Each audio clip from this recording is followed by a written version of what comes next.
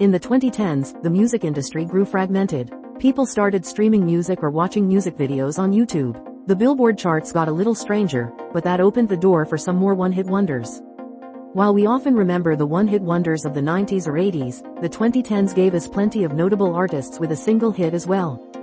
Here are some of the biggest ones.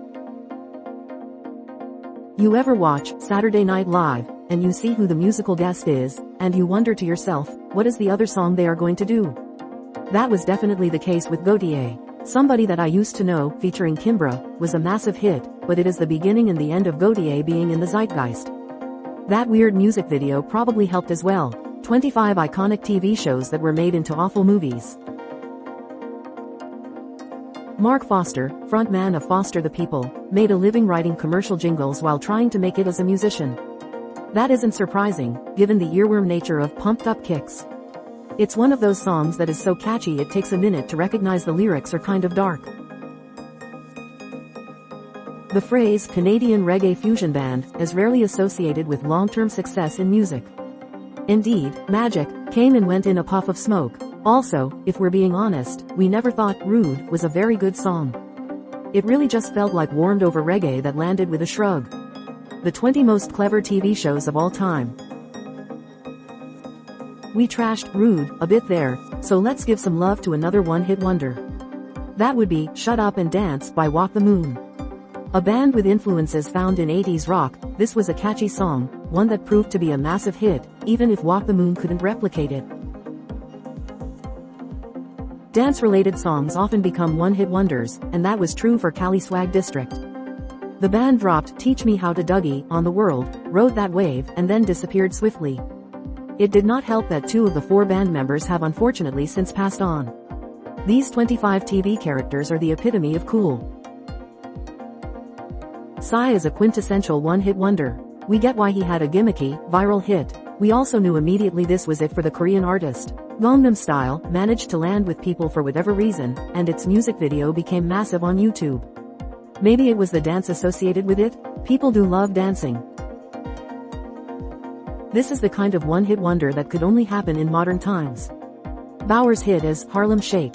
It became huge because it was used to soundtrack one of those viral online challenges. Sports teams did it, celebrities did it, we assume Good Morning America did it. Then, it was over. That was that. 25 beloved actors who were one-hit wonders. James dropped All Gold Everything in 2012, and it was so successful he was signed by Def Jam. Then, he failed to ever make an album for the label, who then dropped him. Actually, James has never released an official album. He's put together plenty of mixtapes, but none of them have featured a song nearly as popular as All Gold Everything. I Love It is an incredibly catchy song. It is practically undeniable. However, it's also easy to see why the Swedish duo never had a follow-up hit. Featuring on this song was Charli XCX, who also has writing credit on it. Charli XCX has become a successful musician in her own right, and one assumes she has brought her songwriting acumen with her. Nobody else has given Icona Pop another song they can ride to success. 20 films that would never get the green light today. Platten released a couple of albums that came and went. Then she released her 3rd album, Wildfire, which featured the song, Fight Song. That one hit, and then Hillary Clinton's campaign adopted it and it took off even more. Her next song was a decent hit, reaching 37 on the Billboard Hot 100, but that was in the wake of Fight Song, and that is not super high on the charts. We mean, could you name the song we're hinting at? If not, is it really a hit? King's debut single remains her greatest success. X's and O's got her name out there, and also got her on the Ghostbusters soundtrack with a song that did not hit. Since then, though, King hasn't really found much chart success. These days, you are as likely to hear King mentioned by somebody saying, "Do you know she's Rob Schneider's daughter?" One and done. 20 iconic films we never want to watch again. Michael Rosenberg was in a band called Passenger, and when the band broke up, he kept the name and started to release music solo. After a few years, the British artist found success with Let Her Go, which topped charts worldwide and hit 5th in the United States. However, even in his native United Kingdom, Passenger could never find another big hit. If you're a folk band with a hit, you take that as found money, right? Perhaps owing to its sing-along or shout-along nature, Ho Hey broke through for the Lumineers. They kept doing the folk thing, and while they have landed on the Billboard Rock chart a handful of times, that's niche success. Twice as Nice, the most iconic double albums ever recorded. Formed out of the wake of emo band, Anatomy of a Ghost, Portugal. The Man was at it for a few years before Feel It Still gave them their only hit.